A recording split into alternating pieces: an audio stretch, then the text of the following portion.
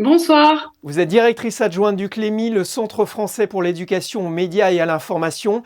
Internet joue un rôle clé aujourd'hui dans nos vies et encore plus depuis la pandémie. Oui, c'est vrai que depuis la pandémie, nos usages du numérique ont explosé pour le meilleur, mais aussi on peut se demander aussi parfois pour le pire, puisqu'on a des temps de connexion qui ont été très élevés et qui le restent.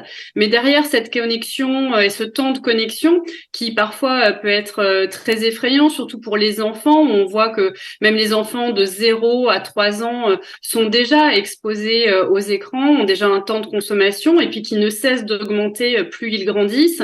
Mais la question qu'il faut se poser, c'est qu'est-ce qu'il y a derrière ce temps, derrière ces chiffres, quelles sont les pratiques de nos jeunes et aussi s'interroger sur notre rôle pour les accompagner dans ces usages. Alors vous l'avez dit, les usages ont explosé, les risques aussi. D'où vient le danger et quelle est sa nature ?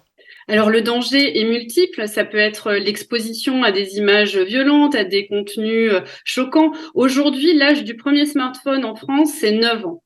Donc à 9 ans, vous n'êtes pas équipé, il n'y a pas de mode d'emploi pour se servir d'un téléphone portable.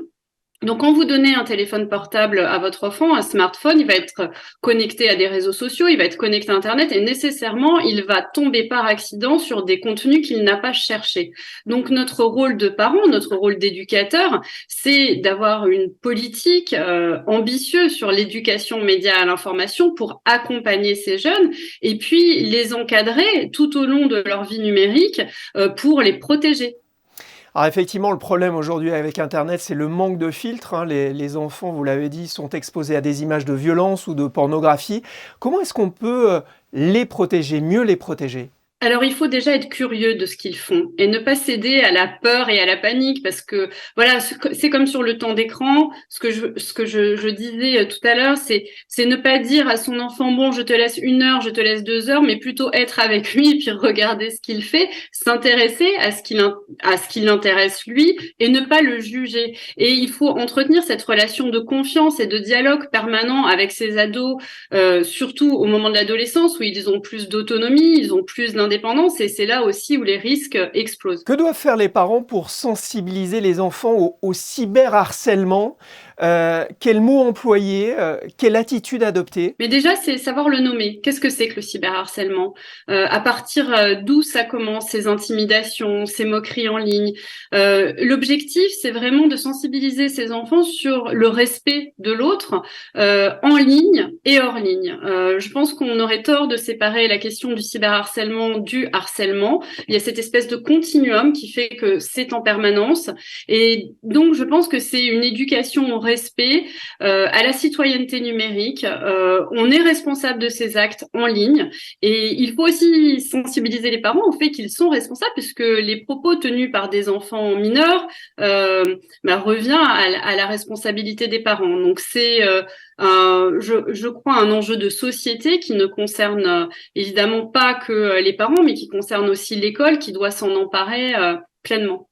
Quels sont les signes qui doivent alerter les parents en cas de cyberharcèlement ? Alors, les signes qui doivent alerter les parents, c'est dès lors qu'il y a un changement dans le comportement de l'enfant, que l'enfant est plus isolé, qu'il est seul, qu'il est moins dans l'échange, dans le partage, qu'il peut être triste, qu'il y a voilà quelque chose qui est différent dans son comportement. Mais il faut pas attendre ces signaux pour s'intéresser et lui demander chaque jour avec qui il échange, comment ça se passe, qu'est-ce qu'il apprend, avec qui il est en relation. Il faut pas attendre ce moment critique où votre enfant peut avoir un problème ou peut en causer pour s'intéresser à ces pratiques en ligne et en quelque sorte vérifier la manière dont il se comporte sur les réseaux sociaux. Est-ce qu'il manque de respect ? Est-ce que voilà, il est à la hauteur de cette citoyenneté numérique dont c'est la charge pour les parents et pour l'école de promouvoir. Alors cette journée, c'est aussi l'occasion de rappeler quelques conseils de bon sens.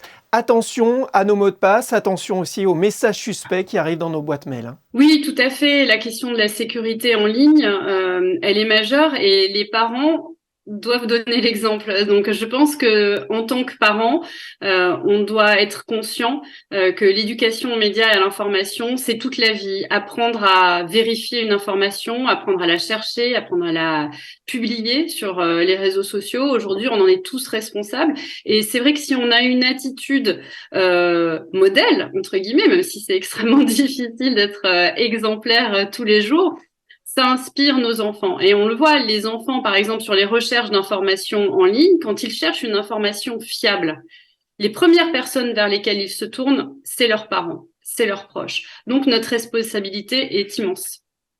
Et cette journée est donc l'occasion de sensibiliser les parents et les enfants. Merci Virginie Sassoon. Merci à vous.